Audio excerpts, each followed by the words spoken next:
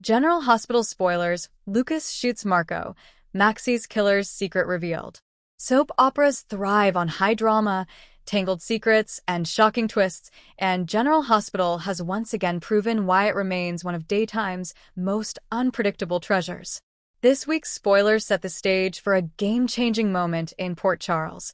Lucas finds himself in the middle of a violent showdown that ends with him shooting Marco. But that's just the tip of the iceberg, because what unfolds after the gunfire will rip open old wounds, expose hidden truths, and reveal the shocking identity of Maxie's real killer. This story is a tapestry of grief, betrayal, and the thin line between justice and vengeance. Let's break it down in detail. Brace yourself for a ride across 4,000 words of spoilers, theories, and emotional upheaval.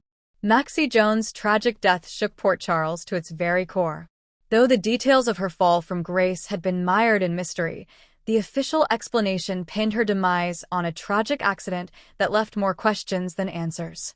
Friends and family tried to move on, but none of them could truly let go, especially Spinelli, who has been quietly working his way back into town determined to uncover the truth. Fans know that Maxie was more than just a character. She was the heartbeat of Crimson, the loyal friend who made mistakes but loved fiercely, and the mother whose absence is a wound that never heals. Which is why the whispers that her accident may have been murder have set off alarm bells throughout Port Charles. And as we've seen with every great GH twist, no secret stays buried forever. Lucas Jones has always been the quieter member of the Corinthos Jones family web, steady, rational, a man of medicine more than violence. But grief changes people. Losing Maxie, compounded by years of family turmoil, put Lucas in a dark place. When he discovered that Marco, long known as one of Sonny's shadowy enforcers, had ties to the night Maxie died, Lucas snapped. His training as a doctor told him to seek truth and healing, but his heart screamed for revenge. Spoilers reveal that Lucas corners Marco in an abandoned warehouse near the docks, a classic Port Charles setting for life-and-death confrontations. But unlike Jason or Sonny, Lucas isn't a career criminal. He's a man driven by anguish, trembling hands wrapped around a gun he swore he would never use. The warehouse is dimly lit, rain hammering against the tin roof as Lucas demands answers. "You were there the night Maxie died," he shouts, voice breaking between rage and heartbreak. Marco, ever the cool soldier, smirks but tries to downplay the accusation. But Lucas isn't buying it. He's done being gaslit by mobsters who hide behind codes of silence. He pushes, his voice cracking. "What did you do to her? What did you do to Maxie?" Marco, perhaps arrogant enough to think Lucas won't pull the trigger, lets a few careless words slip, words that confirm he knows far more than he should. That's when it happens. A shot rings out. Lucas pulls the trigger, and Marco crumbles to the ground, bleeding. The shock in Lucas's eyes mirrors that of the audience. He's a healer, not a killer. And yet, in that moment, justice and rage became indistinguishable. News travels fast in Port Charles, and a shooting, even one involving a mob enforcer, can't be contained. Sonny rushes to the scene, furious and panicked.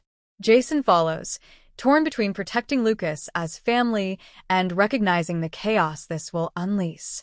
For Sonny, Marco's shooting is personal, not because of loyalty to Marco, but because it exposes just how out of control things have become. For Jason, it's another mess that needs cleaning, another layer of guilt as he recalls every innocent pulled into the mob's orbit. But the true storm is only beginning, because Marco's final words before he collapses send shockwaves. "It wasn't me, it was her." Those dying words ignite a firestorm of speculation. If Marco wasn't Maxie's killer, then who was? Spinelli, already suspicious, digs deeper.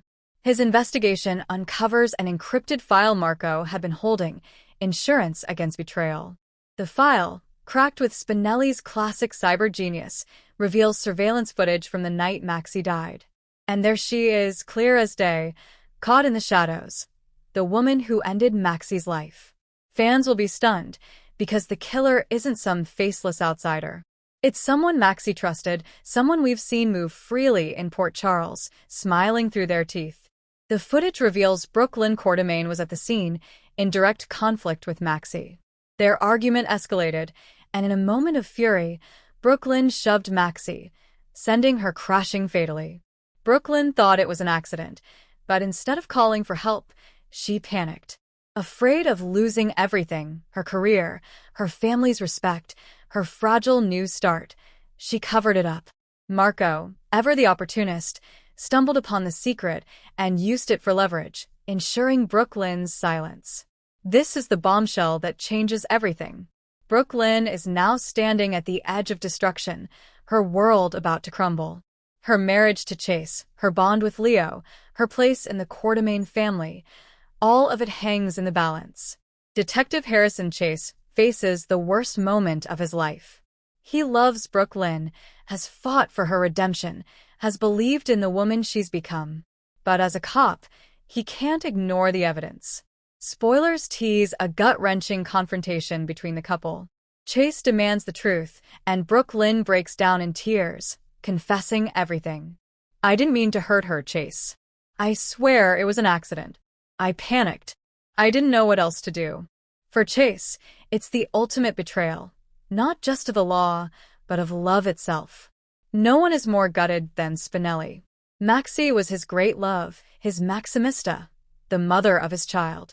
To learn that her life was stolen not by fate, but by the reckless hands of someone they considered family, is a cruelty beyond words.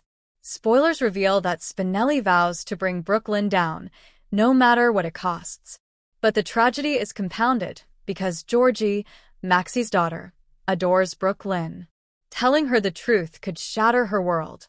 As the Quartermains implode and Chase wrestles with his conscience, Sonny and Jason strategize how to contain the fallout. Marco is dead, Brooklyn's secret is out, and Lucas has blood on his hands. Sonny sees the potential for war. Rivals could use this chaos as an opening to strike. Jason, however, is focused on protecting Lucas from legal ruin and ensuring Spinelli doesn't destroy himself in his thirst for revenge. The moral lines blur as always. Do they hand Brooklyn over to the cops, or do they bury the truth to protect family?